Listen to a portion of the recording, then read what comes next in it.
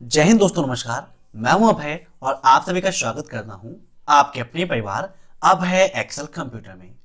दोस्तों, आज के इस वीडियो में मैं आपको बताऊंगा 6 नवंबर 2020 को ट्रिपल सी एग्जाम में पूछे गए मोस्ट इंपॉर्टेंट क्वेश्चंस। और इन क्वेश्चंस को हमारे पास सेंड किया है रॉकिंग रेबल जी ने, शाश्वत उपाध्याय जी ने, शमीर अहमद जी ने, तृप्ति जी ने, अंकुश तिवारी जी ने, पूर्णिमा त्रिपाठी जी ने, नेहा पटेल जी ने और सतीश जी ने। सबसे पहले इन सभी लोगों को बहुत बहुत धन्यवाद। आप भी एग्जाम के बाद क्वेश्चन हमें जरूर सेंड करिएगा। क्वेश्चन अगर आप व्हाट्सएप पर सेंड करना चाहते हैं तो हमारा व्हाट्सएप कॉन्टेक्ट है 8181871106। इसके अलावा फेसबुक या इंस्टाग्राम पर आप अभय एक्सेल कंप्यूटर सर्च करके क्वेश्चन हमें सेंड कर सकते हैं। अगर मेल करना चाहें तो हमारी मेल है abhayexcelcomputer@gmail.com। इसके अलावा कमेंट बॉक्स में क्वेश्चंस को आप लिख देंगे तो वहां से भी उन क्वेश्चंस को हम ले लेंगे और अपनी क्लासेस में उन क्वेश्चंस को जरूर डिस्कस करेंगे, ताकि नेक्स्ट डे जिनका भी एग्जाम रहे उनके एग्जाम में काफी हेल्प हो सके। दोस्तों, एक सुझाव मेरा आपके लिए हमेशा से है कि ट्रिपल सी एग्जाम की तैयारी आप सभी लोग अच्छे से करते रहिए, क्योंकि सभी के एग्जाम में एक जैसे क्वेश्चंस नहीं आते हैं। आप सभी लोगों का कमेंट मिलता है, कोई कहता है कि सर एग्जाम में 60% क्वेश्चन आपके पढ़ाए हुए आए थे, कोई बोलता है 80% आए थे, कोई बोलता है सिर्फ 20% क्वेश्चन ही आपके पढ़ाए हुए आए थे। अब एग्जाम में क्या आ रहा है क्या नहीं आ रहा है ये आप सभी लोग जानते हैं। आप जो क्वेश्चन हमें सेंड करते हैं उन्हीं क्वेश्चन को यहाँ पर हम डिस्कस करते हैं। तो कुल मिला के करना यह है आपको कि ट्रिपल सी एग्जाम की तैयारी आप सभी को अच्छे से करना है, क्योंकि सभी के एग्जाम में एक जैसे क्वेश्चंस बिल्कुल भी नहीं आते हैं। एक ही एग्जामिनेशन सेंटर में दो लोग आसपास बैठे हैं तो दोनों लोगों के क्वेश्चंस अलग अलग रहते हैं। ठीक है, ध्यान रखिएगा। तो टाइम वेस्ट ना करते हुए चलिए शुरू करते हैं आज की क्लास। और क्लास को स्टार्ट करने से पहले वीडियो को आप ज्यादा से ज्यादा शेयर कर दीजिए, ताकि ज्यादा से ज्यादा स्टूडेंट्स मेरे साथ जुड़ सकें और आसानी से ट्रिपल सी एग्जाम को टॉप कर सकें। तो चलिए शुरू करते हैं।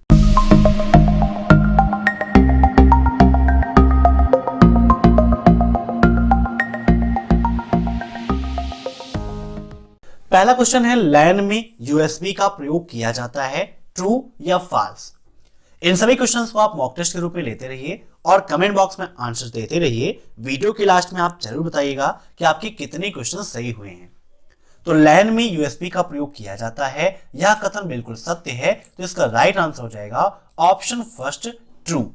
अब नेक्स्ट, लिंक्डइन किस कंपनी का एप्लीकेशन है, अर्थात लिंक्डइन किस कंपनी का प्रोडक्ट है या किसके उसमें ये लॉन्च हुआ है, बताइए। लिंक्डइन है क्या? तो जॉब सर्च करने वाला एप्लीकेशन है। एग्जाम में क्वेश्चन पूछा जाता है आपके ट्रिपल सी में कि जॉब सर्च करने वाला एप्लीकेशन कौन सा है, तो लिंक्डइन है, जहां पर आप जॉब सर्च कर सकते हैं या आपकी कोई कंपनी है वहां पर वैकेंसी है तो वो आप वहां पर दिखा सकते हैं और जो भी प्रोसेस होगा उस प्रोसेस के द्वारा दूसरा वहां पर नौकरी प्राप्त कर सकता है। और यह किसके द्वारा लॉन्च किया गया था? तो माइक्रोसॉफ्ट कॉर्पोरेशन के द्वारा लिंक्डइन को लॉन्च किया गया था। लिंक्डइन बना कब था? तो सन 2002 में लिंक्डइन बना था और सन 2003 में लिंक्डइन को लॉन्च किया गया था। लिंक्डइन के फाउंडर कौन है? तो रीड हॉफमैन है। कौन है? रीड हॉफमैन है लिंक्डइन के फाउंडर। याद रखिएगा, काफी इंपॉर्टेंट है, एग्जाम में पूछा भी जाता है कि लिंक्डइन के फाउंडर कौन है, तो रीड हॉफमैन है। अब नेक्स्ट, स्क्रीन पर दिखने वाले चित्र को क्या कहते हैं, बताइए। जो भी आपको डिस्प्ले होता है उसे क्या कहते हैं? स्क्रीन शेवर, वॉलपेपर, आइकन या इनमें से कोई नहीं। तो स्क्रीन पर जो भी हमारा चित्र दिखता है उसको हम वॉलपेपर कहते हैं। ठीक है, जब भी आप कोई फोटो सेलेक्ट करते हैं और वहां पर राइट क्लिक करते हैं तो वहां पर आपको सेकंड या थर्ड नंबर पर ऑप्शन दे देता है सेट एज वॉलपेपर या सेट एज डेस्कटॉप वॉलपेपर, तो वो क्या है? आपका वॉलपेपर ही है। अब next, Microsoft Azure is private cloud, if नहीं इज होगा। क्या माइक्रोसॉफ्ट एजर एक प्राइवेट क्लाउड है, ट्रू या फॉल्स? ट्रू एंड फॉल्स के भी काफी क्वेश्चन एग्जाम में पूछे जाते हैं। किसी किसी के एग्जाम में 40-50 क्वेश्चन, किसी में 10-20-15 ऐसे क्वेश्चंस भी देखने को मिलते हैं। तो ये बिल्कुल सही है, माइक्रोसॉफ्ट एजर एक प्राइवेट क्लाउड है। अब नेक्स्ट, क्या फोल्डर नेम में सिर्फ कैपिटल या सिर्फ स्मॉल कैरेक्टर ही हो सकते हैं, ट्रू या फॉल्स? आप सबने भी अपने मोबाइल फोन्स में या लैपटॉप में फोल्डर्स बनाए होंगे। तो आप बताइए क्या फोल्डर नेम में सिर्फ कैपिटल लेटर हो सकते हैं या फिर सिर्फ स्मॉल लेटर हो सकते हैं? ऐसा बिल्कुल भी नहीं है, ठीक है। तो यहां पर राइट आंसर क्या हो जाएगा? फॉल्स हो जाएगा। आप चाहें एक कैपिटल लिखें, एक स्मॉल लिखें, फिर कैपिटल लिखें, फिर स्मॉल लिखें, कोई भी दिक्कत नहीं है, या फिर सब स्मॉल में लिखें, सब कैपिटल में लिखें, फिर भी कोई दिक्कत नहीं है। अब नेक्स्ट, अधिक भौगोलिक क्षेत्र में या दुनिया में फैले नेटवर्क को क्या कहते हैं? मींस नेटवर्क के अंतर्गत ऐसा कौन सा नेटवर्क है जिसकी भौगोलिक क्षमता काफी ज्यादा होती है या अधिक दूर तक वह फैला रहता है? तो इसका राइट आंसर होगा ऑप्शन सी, वैन। ठीक है, लैन का फुल फॉर्म क्या होता है? Local area network. क्या होता है? लोकल एरिया नेटवर्क, याद रखिएगा। ऐसे ही मैन का full form metropolitan area network होता है, वैन का full form wide area network होता है, और पैन का full form personal area network होता है। याद रखिएगा, काफी इंपॉर्टेंट है दोस्तों। ये सारे क्वेश्चंस आपको हमारे 2000 क्वेश्चंस की पीडीएफ जो है वहां पर मिल जाएंगे, जिसकी लिंक मैंने वीडियो के नीचे दे रखी है। वहां पर लिब्रे ऑफिस की शॉर्टकट कीज हैं, लाइनेक्स यूनिक्स की कमांड्स हैं, फुल फॉर्म्स हैं, फाउंडर नेम्स हैं, और जो क्वेश्चंस अभी हम डिस्कस कर रहे हैं ये सारे क्वेश्चंस अभी मैं अपडेट कर दूंगा, तो वहां से आप उसे डाउनलोड कर सकते हैं और ट्रिपल एग्जाम को टॉप कर सकते हैं। अब नेक्स्ट, साधारण रूप से कंप्यूटर की प्रोसेसिंग स्पीड किसमें मापी जाती है? हमारे कंप्यूटर की प्रोसेसिंग स्पीड कितनी है, हमारा प्रोसेसर जो है कैसे वर्क कर रहा है, या हम किसमें मापते हैं? हर्ट्ज, सेकेंड, बिट या गीगाहर्ट्ज में? तो साधारण रूप में कंप्यूटर की जो प्रोसेसिंग स्पीड है इसको हम हर्ट्ज में मापते हैं। किस में मापते हैं? हर्ट्ज में मापते हैं। अब नेक्स्ट, लिब्रे ऑफिस में बाय डिफॉल्ट कितनी शीट होती हैं? बताइए। लिब्रे ऑफिस कैल्क आप सभी जानते हैं, ठीक है। यहां पर देखिए आपके सामने राइटर ओपन है। अगर हमें कैल्क ओपन करना है तो यहां पर हम जाएंगे फाइल मेनू पर, और यहां पर न्यू पे क्लिक करके हम स्प्रेडशीट पर क्लिक कर देंगे, तो यहां से हमारा स्प्रेडशीट ओपन हो जाएगा। स्प्रेडशीट यहां पर हम ओपन कर रहे हैं क्योंकि अभी आगे कुछ क्वेश्चंस हैं जो एग्जाम में पूछे गए थे, उनको भी डिस्कस करना है। अब यहां पर पूछा गया बाय डिफॉल्ट सीटों की संख्या, तो नीचे आप देखें तो अभी इसको मैंने इंसर्ट किया है, तो बाय डिफॉल्ट सीट की संख्या कितनी है? एक सीट है। और सीट चाहिए तो प्लस पर क्लिक कर देंगे, तो यहां पर देखिए सीट 2, 3, 4, 5 ऐसे आ गई है। लेकिन बाय डिफॉल्ट सीटों की संख्या कितनी होती है? तो एक होती है। राइट आंसर भी इसका हो जाएगा ऑप्शन ए। अब नेक्स्ट, आरटीजीएस के द्वारा मैक्सिमम कितने रुपए का ट्रांजैक्शन कर सकते हैं? आरटीजीएस का फुल फॉर्म क्या होता है? Real time gross settlement. कितना होता है? रियल टाइम ग्रॉस सेटलमेंट होता है। और इसके द्वारा मैक्सिमम हम कितना ट्रांजैक्शन कर सकते हैं? तो राइट आंसर इसका है 10 लाख का। मिनिमम कितना कर सकते हैं? तो आरटीजीएस की जो मिनिमम लिमिट है वो 2 लाख रुपए है। 2 लाख रुपए से कम का ट्रांजैक्शन आप आरटीजीएस के द्वारा नहीं कर सकते हैं। याद रखिएगा, काफी इंपॉर्टेंट है। अब नेक्स्ट, फाइल सिस्टम एनटीएफएस का क्या अर्थ है? What do you mean by NTFS? Means NTFS का फुल फॉर्म क्या है? New type file system, never terminated file system, new technology file system, non terminated file system. बताइए क्या होगा इसका राइट आंसर? तो एनटीएफएस का फुल फॉर्म है न्यू टेक्नोलॉजी फाइल सिस्टम। क्या होता है? न्यू टेक्नोलॉजी फाइल सिस्टम, याद रखिएगा। अब नेक्स्ट, इंटरनेट तकनीकी में डीएनएस का पूरा नाम क्या है? बताइए। डीएनएस का फुल फॉर्म क्या होता है? तो डीएनएस का फुल फॉर्म होता है डोमेन नेम सिस्टम। क्या होता है? Domain name system. जैसे कि आप वेबसाइट को एक्सेस करते हैं तो किसी वेबसाइट पे आप लास्ट में देखते हैं .com है, किसी में .org है, किसी में .in है ना, या .gov.in है, तो ये सभी क्या है? डोमेन नेम है। ठीक है, याद रखिएगा। .com किससे संबंधित है? तो कॉमर्शियल अर्थात व्यवसाय से संबंधित है। .org ऑर्गेनाइजेशन से संबंधित है। ऐसे ही .in, .gov.in ये सभी आपके लिए काफी इंपॉर्टेंट है। अब नेक्स्ट, लिब्रे ऑफिस में माइक्रोस कमांड कहां होती है? मींस माइक्रोस कमांड का ऑप्शन किस मेनू में पाया जाता है? फाइल, एडिट, व्यू या फिर टूल्स में? तो यहाँ पर देखिए हम ओपन कर लेते हैं लिब्रे ऑफिस राइटर, जूम कर लेते हैं और यहाँ पर दिया गया है टूल्स मेनू। टूल्स के अंतर्गत आप देखेंगे तो स्पेलिंग का ऑप्शन मिलता है जिसकी शॉर्टकट की है F7। ऑटोमेटिक स्पेल चेकिंग का Shift+F7 एग्जाम में काफी पूछा जाता है कि ऑटोमेटिक स्पेल चेकिंग की शॉर्टकट की क्या है, Shift+F7 है। ऐसे ही ऑटो टेक्स्ट के लिए Ctrl+F3 का उपयोग करते हैं। वर्ड काउंट का ऑप्शन किस मेनू में होता है, तो टूल्स मेनू में होता है। मेल मर्ज विजार्ड का ऑप्शन किस मेनू में होता है, तो यह भी टूल्स में होता है। ऐसे ही लास्ट में आप देखेंगे तो यहाँ पर आपको मैक्रोस कमांड मिल जाएगी, जहां पर run macro, edit macro, organize macros है ना, ये सारे ऑप्शंस आपको मिलते हैं। तो मैक्रोज का ऑप्शन किस मेनू में होता है, तो राइट आंसर क्या होगा इसका, टूल्स मेनू में। ठीक है, याद रखिएगा टूल्स मेनू में होता है। अब नेक्स्ट, एपिक कब लॉन्च किया गया, बताइए। एपिक क्या है, आप सभी जानते हैं पहला भारतीय वेब ब्राउज़र है। क्या है, पहला भारतीय वेब ब्राउज़र है जो कब लॉन्च किया, बताइए। तो इसका राइट आंसर होगा ऑप्शन सी 2010 में। ठीक है, एपिक को जुलाई 2010 में लॉन्च किया गया था, जो भारत का पहला वेब ब्राउज़र है। अब next, what is the value of equal 32 divide का सिंबल ब्रैकेट 28 - 4 × 7। ठीक है, तो यहां पर चलिए इसको हम कॉपी कर लेते हैं और इसको हम पेस्ट करते हैं लिब्रे ऑफिस कैल्क में। ठीक है, तो यहां पर ये पेस्ट हो रहा है। अब चलिए इस फार्मूले का हम उपयोग कर लेते हैं, जूम कर लेते हैं। इक्वल 32 डिवाइड का सिंबल ब्रैकेट 28 - 4 × 7 ब्रैकेट क्लोज और इंटर करते हैं, तो यहां पर ये आपका आ जाता है।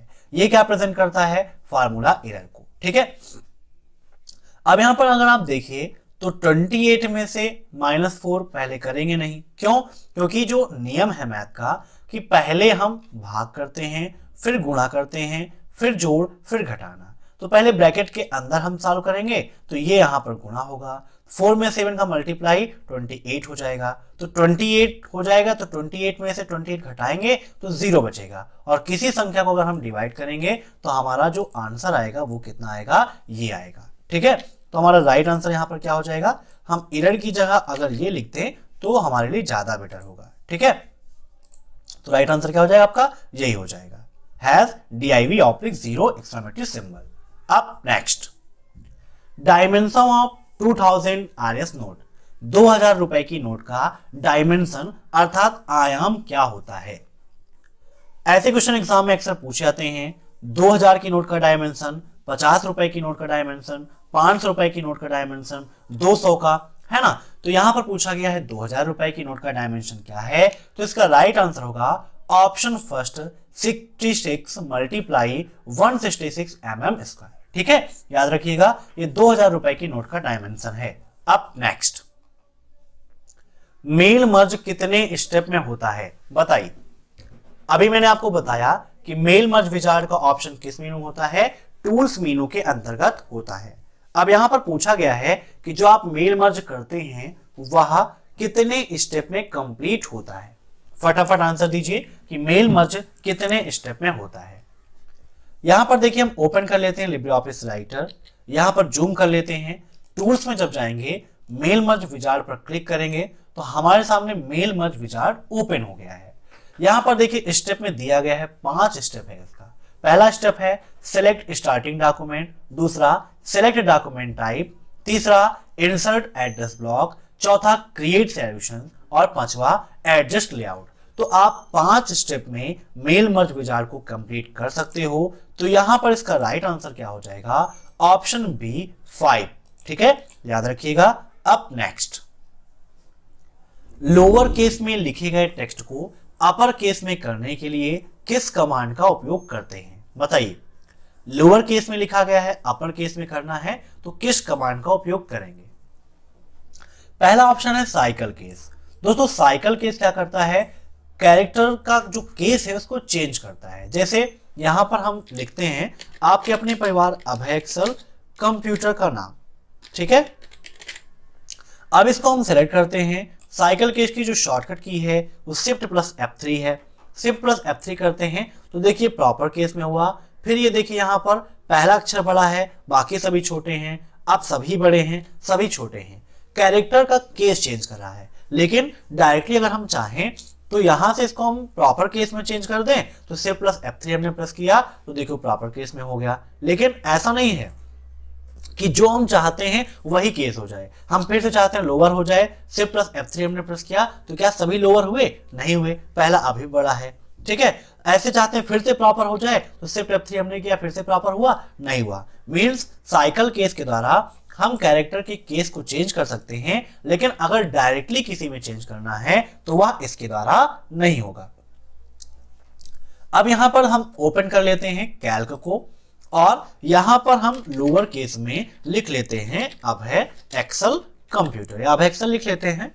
और यहां पर देखिए हम इक्वल अपर ब्रैकेट लगाते हैं, इसको सेलेक्ट कर लेते हैं, ब्रैकेट क्लोज और इंटर करते हैं, तो आप देख सकते हैं कि वही वर्ड हमारा क्या हो गया है, कैपिटल में हो गया है, मींस अपर केस में हो गया है। ठीक है, तो इक्वल अपर ब्रैकेट लगाते हैं। अब यहां पर देखिए दिया गया पैरामीटर में टेक्स्ट को हमने सेलेक्ट किया, ब्रैकेट क्लोज और इंटर, तो कैपिटल में हो गया। मींस लोअर को कैपिटल में चेंज करने के लिए हम अपर कमांड का उपयोग करते हैं या इस फार्मूले का उपयोग करते हैं। अब नेक्स्ट,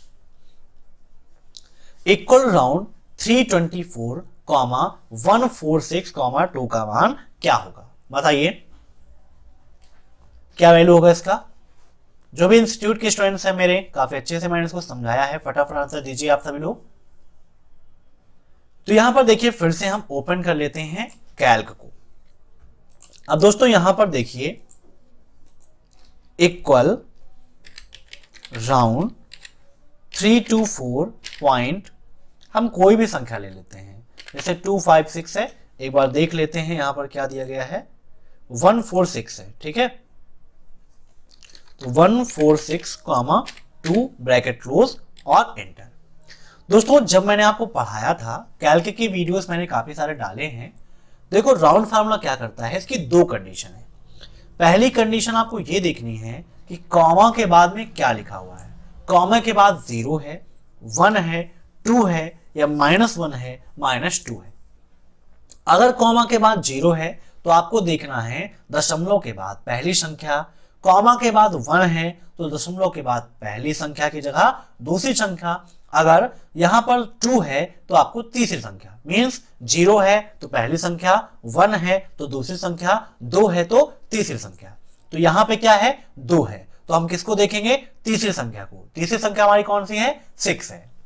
अब संख्या में देखना क्या है, देखना हमें यह होता है कि संख्या सार्थक अंक को फॉलो करती है या फिर नहीं। मींस हमारी संख्या 5 या 5 से बड़ी है या फिर छोटी है। तो यहां पर देखिए क्या है, 6 5 से बड़ी है। अगर बड़ी है तो आगे वाले में एक ऐड हो जाएगा, और अगर छोटी है तो जैसे आगे लिखा हुआ है वैसे ही लिख जाएगा। तो यहां पर देखिए हम इंटर प्रेस कर देते हैं, तो इसका राइट आंसर कितना हो गया, 324.15। ठीक है, समझ गए? तो इसका राइट आंसर क्या हो जाएगा, 324.15। Option C is right. ठीक है, अब नेक्स्ट, यूएसएसडी कितनी भाषाओं में उपलब्ध है? यूएसएसडी का फुल फॉर्म क्या है, अनस्ट्रक्चर्ड सप्लीमेंट्री सर्विस डाटा। क्या होता है, अनस्ट्रक्चर्ड सप्लीमेंट्री सर्विस डाटा होता है यूएसएसडी का फुल फॉर्म, और यह आपका 12 भाषाओं में उपलब्ध है। कितनी भाषाओं में, 12 भाषाओं में उपलब्ध है, याद रखिएगा। अब next, CRM stand for, CRM का फुल फॉर्म क्या है बताइए? तो सीआरएम का मतलब होता है कस्टमर रिलेशनशिप मैनेजमेंट। क्या होता है, कस्टमर रिलेशनशिप मैनेजमेंट। अब नेक्स्ट, ईमेल भेजते समय इनमें से क्या नहीं कर सकते हैं? मींस जैसे कोई मेल आपके पास आई है और दोबारा आप उसको मेल भेज रहे हैं, तो वहां पर इसमें से आप क्या नहीं कर सकते हैं, रिप्लाई, रिप्लाई ऑल, फॉरवर्ड या ऑल फॉरवर्ड। तो इस कंडीशन में देखिए वहां पर आपको रिप्लाई का ऑप्शन मिलता है, रिप्लाई ऑल का भी ऑप्शन मिलता है, फॉरवर्ड का ऑप्शन भी मिलता है, लेकिन ऑल फॉरवर्ड का वहां कोई ऑप्शन आपको नहीं मिलता है। तो राइट आंसर यहां पर क्या हो जाएगा, ऑल फॉरवर्ड, क्योंकि यहां पर पूछा गया है कि आप क्या नहीं कर सकते हैं। अब नेक्स्ट, लैन नेटवर्क किस जनरेशन में बना? लैन का full form local area network. और किस जनरेशन में बना, तो राइट आंसर इसका हो जाएगा फोर्थ जनरेशन में, ठीक है, चौथे जनरेशन में बना था। फर्स्ट जनरेशन में किसका उपयोग हुआ, वैक्यूम ट्यूब का हुआ, याद रखिएगा, ठीक है, किसका, वैक्यूम ट्यूब, जैसे हिंदी में निर्वात ट्यूब कहते हैं। सेकेंड जनरेशन में ट्रांजिस्टर का उपयोग हुआ, किसका, ट्रांजिस्टर का। फोर्थ में VLSI का, और फिफ्थ जनरेशन में AI का उपयोग हुआ था। AI का मतलब आर्टिफिशियल इंटेलिजेंस और VLSI का मतलब वेरी लार्ज स्केल इंटीग्रेशन। अब नेक्स्ट, इंटरनेट पर शिष्टाचार को क्या कहते हैं। कल भी मैंने आपको बताया इसके बारे में और एग्जाम में भी आज पूछा गया था। दोस्तों फीवर होने के कारण मैं मॉर्निंग में क्लास नहीं ले पाया और इस समय भी बहुत ही मुश्किल हो रही क्लास लेने में, लेकिन फिर भी आप सभी के एग्जाम चल रहे हैं तो आपके लिए क्लास लेना मेरा धर्म है। इंटरनेट पर शिष्टाचार को क्या कहते हैं, तो इंटरनेट पर शिष्टाचार को हम कहते हैं नेटिक्वेट। क्या बोलते हैं, नेटिक्वेट, याद रखिएगा। इंटरनेट पर वर्क कर रहे हैं तो उसे क्या कहते हैं, उसे हम नेटिजन्स कहते हैं, ठीक है। इंटरनेट उपयोगकर्ता को नेटिजन्स कहते हैं और इंटरनेट पर शिष्टाचार को हम नेटिक्वेट कहते हैं, ठीक है, याद रखिएगा। अब next, spam mail is effective way of advertising. बताइए ट्रू होगा या फॉल्स। मीन्स जो भी आपकी स्पैम मेल होती हैं, ठीक है, ये क्या है बताइए। मीन्स ऑनलाइन विज्ञापन जो है कंपनियों के द्वारा बार बार आपको भेजा जाता है, तो यह स्पैम के अंतर्गत आता है कि नहीं आता है। एक क्वेश्चन ये भी आप यहाँ से सकते हैं। या फिर अनचाहे मेल को आप क्या कहते हैं, तो स्पैम कहते हैं, या भी आप लिख सकते हैं। तो इसका राइट आंसर यहाँ पर क्या हो जाएगा, ऑप्शन फर्स्ट ट्रू, ठीक है। अब नेक्स्ट, इम्प्रेस खोलने पर स्क्रीन किस तरह दिखाई देती है। तो इम्प्रेस खोलने पर स्क्रीन किस तरह दिखाई देती है, इसका मतलब यहां पर सीधा सा क्वेश्चन ये पूछा रहा है कि इम्प्रेस का बाय डिफॉल्ट ओरिएंटेशन क्या होता है, ठीक है। बाय डिफॉल्ट ओरिएंटेशन जो होगा वैसे स्क्रीन दिखाई देगी, तो बाय डिफॉल्ट क्या होता है वहां पर, लैंडस्केप होता है, ठीक है, याद रखिएगा। जैसे राइटर ओपन करते हैं तो इसका पोर्ट्रेट होता है, वैसे ही इम्प्रेस में बाय डिफॉल्ट लैंडस्केप होता है। अब नेक्स्ट, लिब्रे ऑफिस से बाहर निकलने की शॉर्टकट की क्या है, बताइए। लिब्रे ऑफिस से बाहर निकलने के लिए शॉर्टकट की क्या है आपकी, Ctrl+Q, Ctrl+W, Ctrl+T या नन ऑफ दी। तो लिब्रे ऑफिस से बाहर निकलने के लिए हम उपयोग करते हैं Ctrl+Q का। बाहर निकलने के लिए Ctrl+Q, और करंट विंडो को क्लोज करनी है तो उसके लिए हम Ctrl+W का उपयोग करते हैं, याद रखिएगा, काफी इंपॉर्टेंट है। अब नेक्स्ट, संदेश को एनकोड करने की उस प्रक्रिया को क्या कहते हैं जिससे केवल अधिकृत उपयोगकर्ता ही संदेश को पढ़ सकता है, बताइए। संदेश को एनकोड करने की उस प्रक्रिया को क्या कहते हैं जिसमें केवल अधिकृत उपयोगकर्ता ही संदेश को पढ़ सकता है। डिक्रिप्शन, इनक्रिप्शन, प्राइवेसी या मैसेज सिक्योरिटी। तो इसका राइट आंसर होगा ऑप्शन सेकेंड, इनक्रिप्शन, ठीक है, याद रखिएगा। अब नेक्स्ट, NEGP का सबसे सफल प्रोजेक्ट क्या है, बताइए। तो NEGP का सबसे सफल प्रोजेक्ट है पासपोर्ट सेवा प्रोजेक्ट। क्या है, पासपोर्ट सेवा प्रोजेक्ट, याद रखिएगा, काफी ज्यादा इंपॉर्टेंट है। इसको शॉर्टकट में हम PSP कहते हैं। एग्जाम में पूछा जाता है कि PSP का फुल फॉर्म क्या है, तो पासपोर्ट सेवा प्रोजेक्ट होता है। MMP का क्या होता है, मिशन मोड प्रोजेक्ट। अब नेक्स्ट, राष्ट्रीय भुगतान निगम कब लॉन्च हुआ, बताइए। सिंपल सा क्वेश्चन है, अगर अभी को मैं इंग्लिश में पूछ लूं इसी को तो आप तुरंत आंसर दे देंगे। भारतीय राष्ट्रीय भुगतान निगम का मतलब क्या हो गया, NPCI। क्या हो गया, NPCI, national payment corporation of India, ठीक है। और ये कब लॉन्च हुआ था, 2008 में लॉन्च हुआ था। इसीलिए इंग्लिश और हिंदी दोनों आपके लिए इंपॉर्टेंट है। जब क्वेश्चंस हिंदी में ना समझ में आए तो एक बार इंग्लिश में आप जरूर देखा करिए, क्योंकि क्वेश्चंस इंग्लिश और हिंदी दोनों लैंग्वेजेस में आपको मिलते हैं। अब नेक्स्ट, सॉफ्टवेयर रोबोट्स किस प्रकार कॉन्फ़िगर किए जाते हैं, बताइए। सॉफ्टवेयर रोबोट्स किस प्रकार कॉन्फ़िगर किए जाते हैं, प्रोग्रामिंग भाषा के द्वारा, कोडिंग के द्वारा, यूजिंग डेमोन्स्ट्रेटिव स्टेप के द्वारा या नन ऑफ दी अबव। तो सॉफ्टवेयर रोबोट्स जो हैं आपके वो डिमॉन्स्ट्रेटिव स्टेप का उपयोग करके कॉन्फ़िगर किए जाते हैं। तो इसका राइट आंसर क्या हो जाएगा? Option third, using demonstrative steps. ठीक है, तो आज के वीडियो में बस इतने क्वेश्चंस। मैं आशा करता हूं कि आपको यह वीडियो पसंद आया होगा। अगर आपको यह वीडियो पसंद आया हो तो वीडियो को लाइक जरूर करिएगा, और जिनका भी नेक्स्ट एग्जाम है वो एग्जाम के बाद क्वेश्चन हमें जरूर सेंड करिएगा। अगर चैनल पर आप नए मेहमान हैं तो चैनल को सब्सक्राइब जरूर कर लीजिए, साथ ही बगल में जो बेल आइकन है उसे भी प्रेस कर लीजिए, ताकि टाइम टू टाइम आपको ये सब कुछ मिलता रहे जो भी चैनल पर अपडेट होता है। Thanks for watching my video. फिर मिलते हैं नेक्स्ट क्लास में, तब तक के लिए बाय बाय।